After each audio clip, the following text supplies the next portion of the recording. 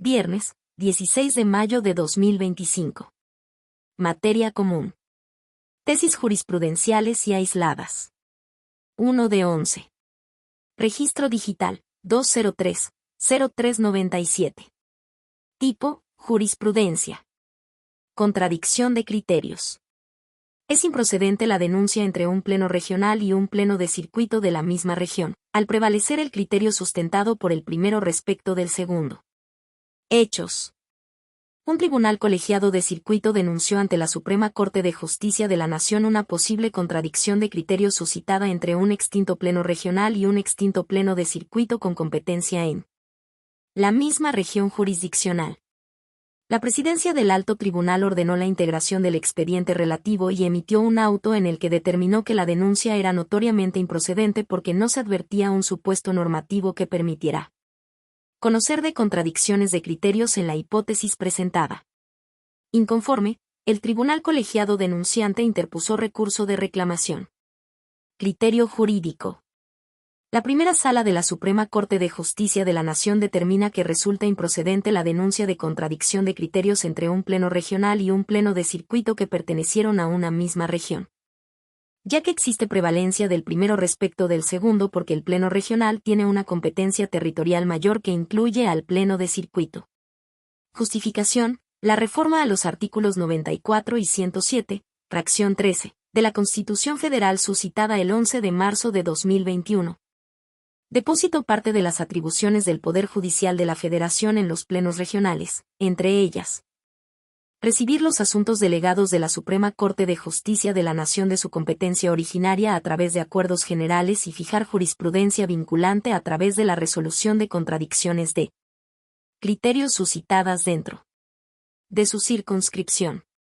Luego, en el Acuerdo General 67/2022 del Pleno del Consejo de la Judicatura Federal, se determinó que el territorio de la República Mexicana se dividiría en la región Centro-Norte y la región Centro-Sur, cada una integrada por 4 plenos regionales especializados en las materias penal, administrativa, civil o de trabajo, con competencia en los diversos circuitos que señalan los artículos 7 y 8, para fijar jurisprudencia por contradicción de criterios y desempeñar las demás funciones que en su caso correspondan. Asignación que se reorganizó a través del diverso Acuerdo General 38/2023 del Pleno del Consejo de la Judicatura Federal, en el que se aprobó el cambio de denominación y competencia de los plenos regionales, así como la conclusión de funciones de algunos de estos órganos, disponiendo que en cada región habría 2 plenos regionales semiespecializados, uno en materias penal y de trabajo, y uno en materias administrativa y civil.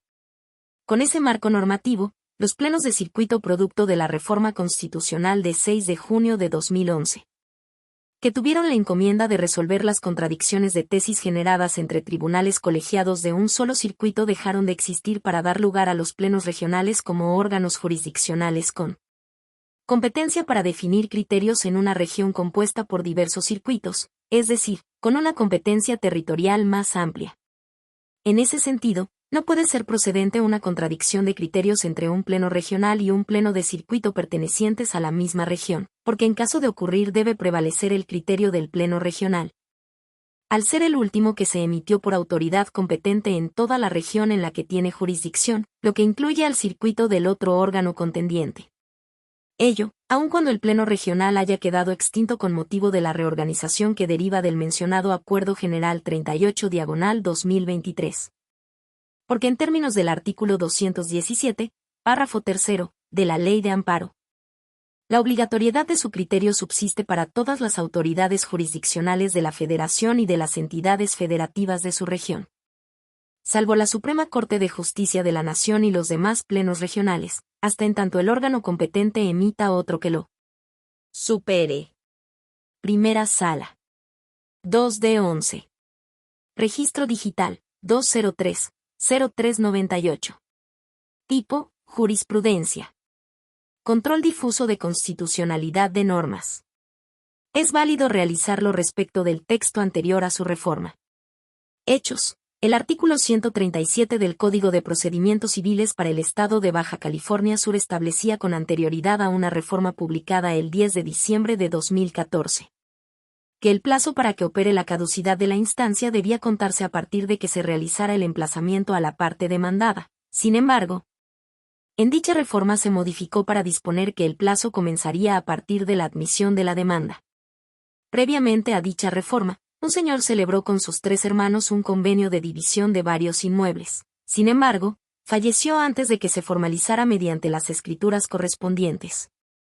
Entonces, la sucesión testamentaria del señor promovió un juicio ordinario civil en el que demandó de los hermanos el cumplimiento del convenio de división de bienes y la correspondiente escrituración.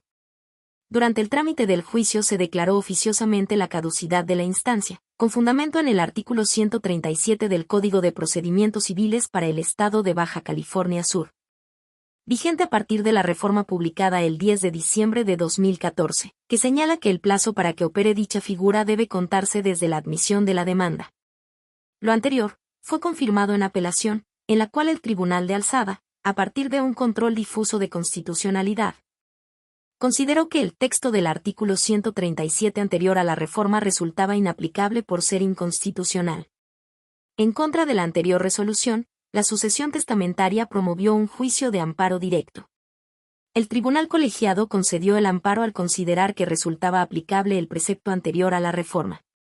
Inconforme con la resolución anterior, uno de los terceros interesados en el juicio de amparo interpuso un recurso de revisión en el que alegó que el artículo 137 del Código de Procedimientos Civiles para el Estado de Baja California Sur, en su redacción anterior a la reforma, era inconstitucional.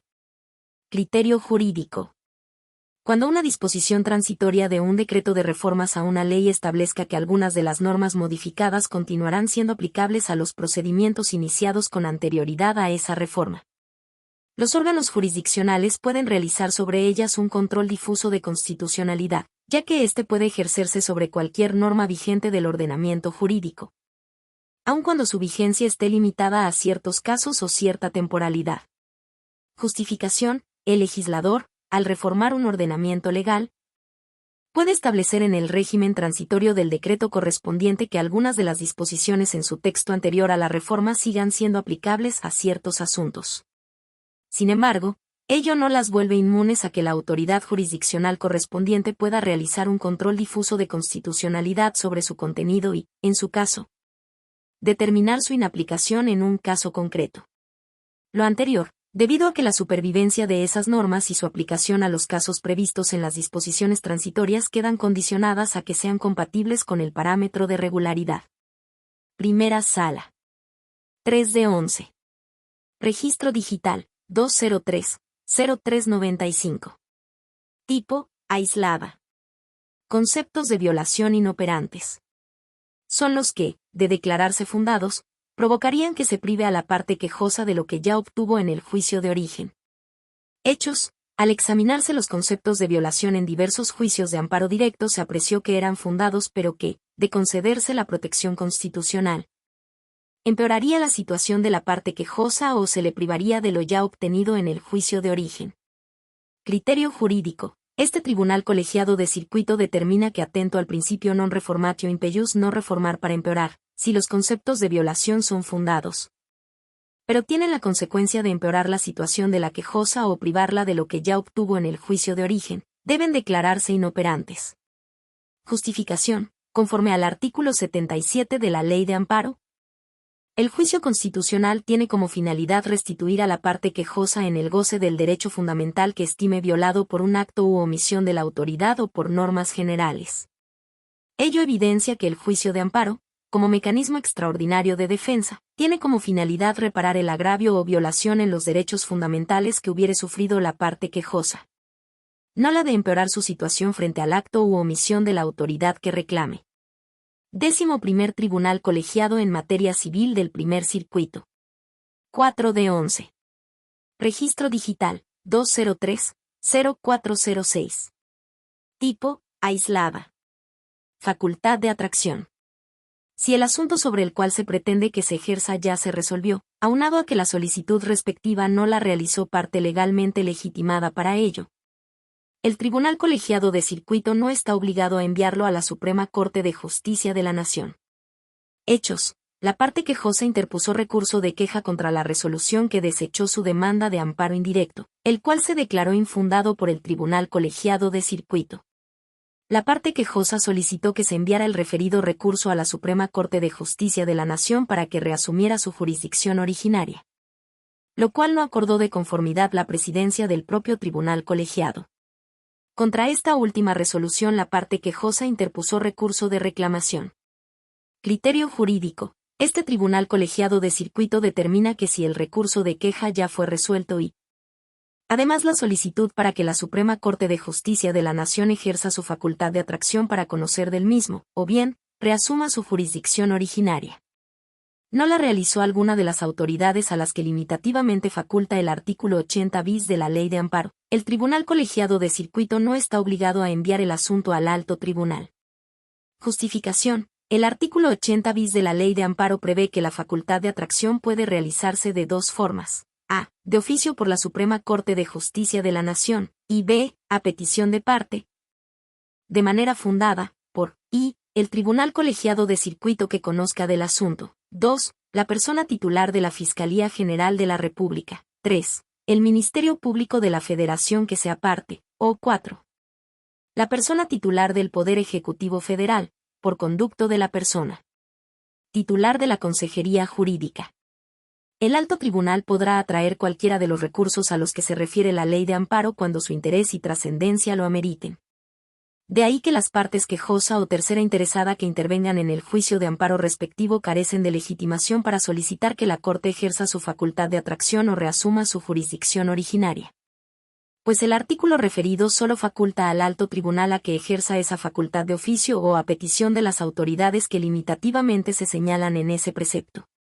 La finalidad de la facultad de atracción o de reasunción de jurisdicción originaria de la Suprema Corte de Justicia de la Nación es que ésta se allegue, para conocer y resolver, asuntos que revisten interés y trascendencia por los temas jurídicos de que tratan, lo cual implica que esa facultad no podrá ejercerse cuando el asunto respectivo ha sido resuelto por el órgano al que originalmente le correspondió conocer, al no existir materia para ello.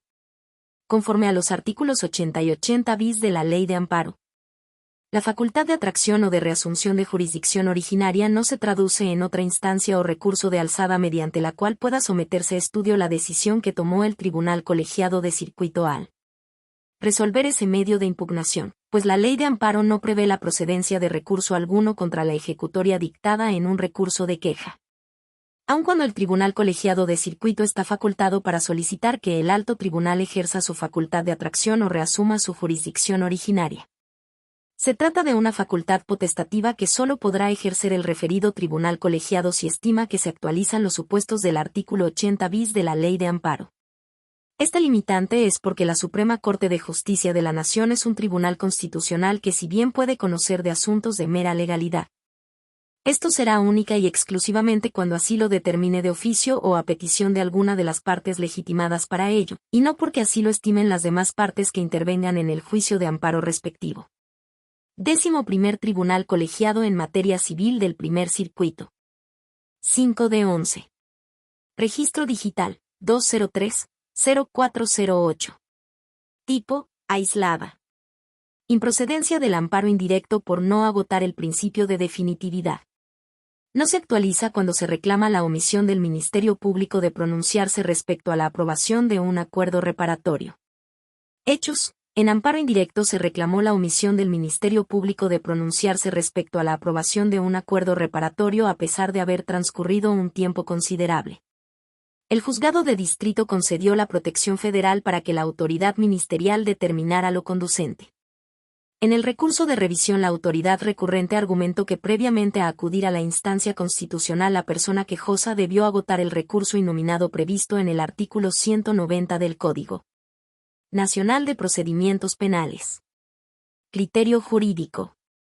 Este Tribunal Colegiado de Circuito determina que respecto de la omisión reclamada no se actualiza la causal de improcedencia del juicio de amparo a que se refiere la fracción 20 del artículo 61 de la Ley de Amparo, al no ser necesario agotar previamente el recurso innominado previsto en el artículo 190 referido. Justificación. La ley no establece la procedencia de recurso alguno contra la omisión o negativa de la autoridad ministerial de acordar el acuerdo reparatorio celebrado entre las partes en una carpeta de investigación. Del artículo 190 del Código Nacional de Procedimientos Penales se advierte que, los acuerdos reparatorios deberán aprobarse por el juez de control a partir de la etapa de investigación complementaria. Y por el Ministerio Público en la investigación inicial, y 2. En este último supuesto las partes tendrán derecho a acudir ante el juez de control dentro de los 5 días siguientes a que se haya aprobado el acuerdo reparatorio, cuando estimen que el mecanismo alternativo de solución de controversias no se desarrolló conforme a las disposiciones previstas en la ley de la materia, interponer el recurso innominado. Sin embargo, esto último solo ocurre de aprobarse el acuerdo reparatorio, circunstancia que no aconteció en el caso, debido a que no se autorizó ministerialmente. Por tanto, al no ubicarse en el supuesto de que pueda ser recurrido, no existe obligación de colmar el principio de definitividad. Noveno Tribunal Colegiado en Materia Penal del Primer Circuito. 6 de 11.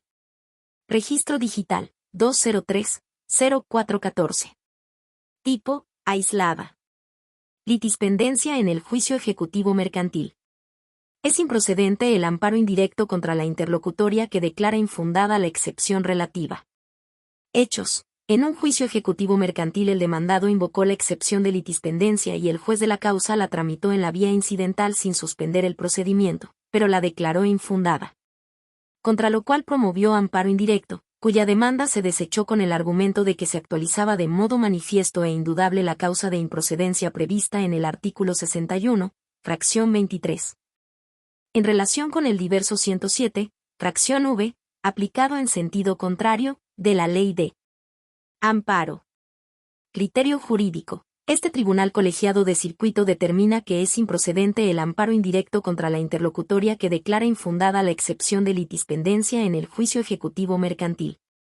Justificación. La excepción de litispendencia tiene el carácter de dilatoria y su único objeto es acumular dos procedimientos a los que se atribuye el mismo contenido, igualdad entre partes, acciones deducidas y prestaciones reclamadas, para que se resuelvan en la misma sentencia y evitarse divida la continencia de la causa. Por ello, su desestimación no es un acto de imposible reparación, pues no produce de manera inmediata y directa la afectación a algún derecho fundamental tutelado en la Constitución Política de los Estados Unidos Mexicanos o en los tratados internacionales de los que el Estado mexicano sea parte. Entendiéndose por estos los que derivan de preceptos destinados a regir bienes protegidos más allá de los límites del juicio, como la vida, la integridad personal, la salud, la libertad, la propiedad, la intimidad, la dignidad, entre otros. Lo anterior implica que la eventual afectación que depare la desestimación de la indicada excepción podrá ser superada con una resolución favorable a sus intereses o, en su caso, reclamarse en amparo directo, en caso de que trascienda negativamente al sentido del fallo. Tribunal Colegiado en Materia Civil del 10º Circuito. 7 de 11. Registro Digital, 203-0417. Tipo, aislada. Persona tercera extraña a juicio por equiparación. No tiene ese carácter la parte quejosa que tuvo conocimiento del juicio de donde derivan los actos reclamados antes de que se dictara sentencia definitiva, aun cuando aduzca que no se le permitió consultar el expediente. Hechos. En amparo indirecto la parte quejosa reclamó todo lo actuado en el juicio ejecutivo mercantil donde es parte demandada. Alegó no haber sido emplazada ni haber revisado el expediente. El juzgado de distrito decretó el sobreseimiento al considerar que si tuvo conocimiento del juicio de origen antes del dictado de la sentencia definitiva, debió impugnar el emplazamiento a través del incidente de nulidad de actuaciones. Criterio jurídico. Este tribunal colegiado de circuito determina que si la parte quejosa tuvo conocimiento del juicio de donde derivan los actos reclamados antes de que en éste se dictara sentencia definitiva, no tiene el carácter de persona tercera extraña por equiparación. Justificación. Para estimar que la parte quejosa estuvo imposibilitada para comparecer al juicio de origen a deducir sus derechos y plantear su defensa, es necesario que el desconocimiento del juicio sea absoluto y que se entere de éste cuando ya se emitió sentencia definitiva, pues solo esas circunstancias evidenciarían que estuvo impedida para producir su defensa. Cuando a pesar de la posible ilegalidad del emplazamiento conoce los datos esenciales del juicio de origen antes de que se dicte sentencia definitiva, pierde la calidad de persona tercera extraña por equiparación y, por ende, tiene la carga procesal de comparecer a defenderse del emplazamiento a dicho procedimiento en los términos previstos en la legislación procesal respectiva. En la solicitud de modificación de jurisprudencia 4/2013, que dio lugar a la jurisprudencia 1A/J 67/2013, décima. La primera sala de la Suprema Corte de Justicia de la Nación señaló que no es preciso que la parte demandada tenga conocimiento íntegro de todas y cada una de las actuaciones llevadas a cabo en el juicio en el que se ostenta como persona tercera extraña por equiparación, pues solo es necesario que tenga conocimiento completo y exacto de la existencia del juicio seguido en su contra, a fin de que realmente pueda estar en condiciones de acudir a este e integrarse a la relación procesal. 11º Tribunal Colegiado en Materia Civil del Primer Circuito. 8/11. Registro Digital, 203-0418. Tipo, aislada. Principio de privilegio de fondo sobre aspectos procesales y de forma. Test para determinar si se cumple con la obligación prevista en el artículo 17, párrafo 3, constitucional. Hechos. Una persona demandó en un juicio agrario el reconocimiento como titular de los derechos de posesión de lotes de un ejido. El Tribunal Unitario Agrario declaró la improcedencia de la vía y dejó a salvo los derechos de las partes al estimar que conforme a los artículos 22 y 56 de la Ley Agraria corresponde a la Asamblea General del Ejido resolver sobre la delimitación de las tierras que no estén formalmente parceladas, y solo ante una decisión desfavorable podrían hacerse valer los derechos en la vía jurisdiccional. Contra esa determinación promovió amparo directo en el que argumentó violación al principio de acceso a la justicia, al estimar que dicho tribunal incumplió con la obligación de privilegiar el fondo sobre cuestiones procesales y de forma. Criterio jurídico. Este tribunal colegiado de circuito determina que para verificar si se cumplió con la obligación prevista en el artículo 17 constitucional, consistente en privilegiar el fondo sobre la forma, debe aplicarse un test consistente en a. Analizar la naturaleza del asunto en relación con las partes, si corresponden al sector público o privado, o si pertenecen a algún grupo vulnerable. B.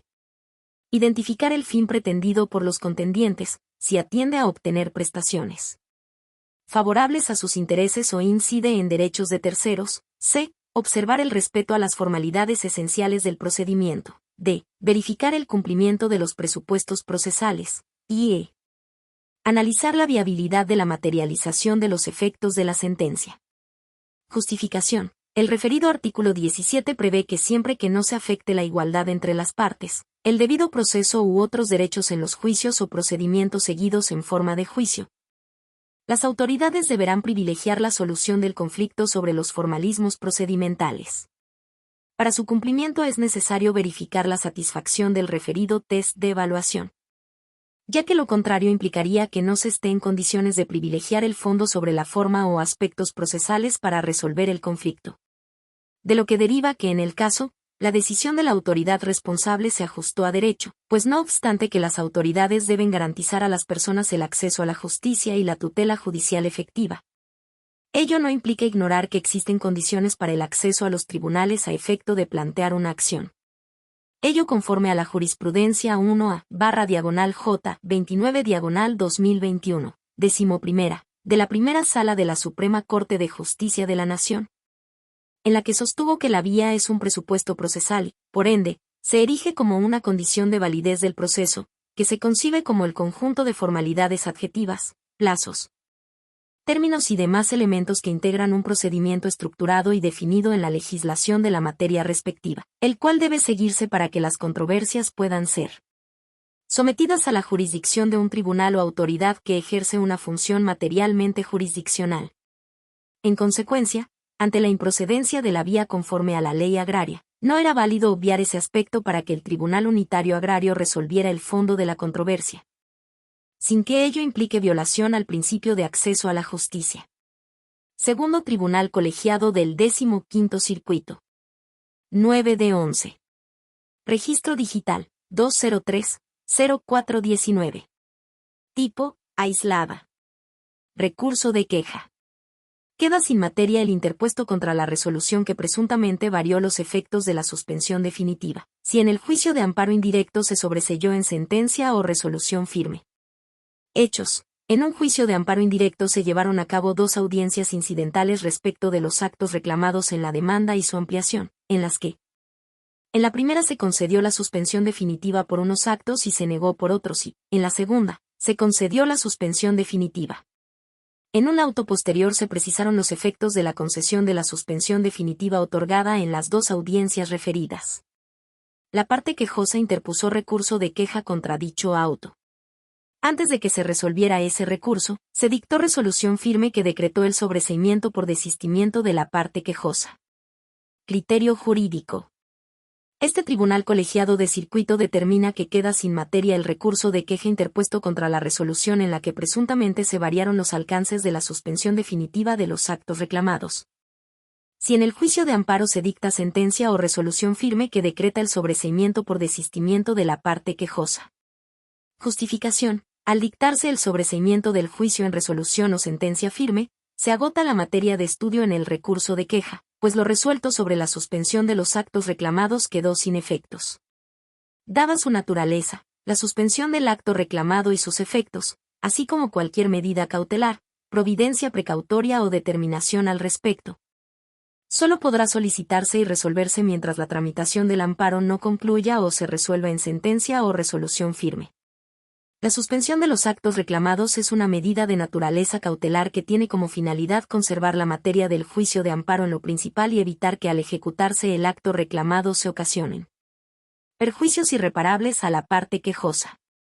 Por tanto, esa medida suspensional solo tiene vigencia mientras se resuelva en definitiva el procedimiento constitucional que le da origen. Si se dicta resolución firme que sobresee en la acción constitucional, el recurso de queja queda sin materia de estudio, pues el fin pretendido por la parte recurrente carece ya de objeto. Pues al estar firme la resolución que decreta el sobreseimiento en el juicio de amparo indirecto, desaparece la medida cautelar de la que la parte quejosa aduce, se modificaron sus efectos en la resolución recurrida. 11º Tribunal Colegiado en Materia Civil del Primer Circuito. 10 de 11. Registro Digital, 203-0422. Tipo, aislada. Resoluciones del Tribunal de Alzada del Poder Judicial de la Ciudad de México que ponen fin a la instancia. En su emisión deben intervenir todas las personas magistradas que lo integran. Hechos. En un juicio sucesorio intestamentario se decretó el sobreseimiento al demostrarse que ya existía un juicio previo de la misma naturaleza respecto de la misma persona. La parte denunciante interpuso recurso de apelación y el Tribunal de Alzada, unitariamente por conducto de una de sus personas magistradas, confirmó la resolución recurrida. Criterio jurídico. Este tribunal colegiado de circuito determina que las resoluciones emitidas por los tribunales de alzada del Poder Judicial de la Ciudad de México que pongan fin a una instancia deben emitirse por todas las personas magistradas que integren el órgano colegiado. Justificación. Conforme a los artículos 46 y 55 de la Ley Orgánica del Poder Judicial de la Ciudad de México. Las salas del Tribunal Superior de Justicia serán especializadas por materia y se integrarán por 3 personas magistradas. Además, podrán actuar en forma unitaria o colegiada.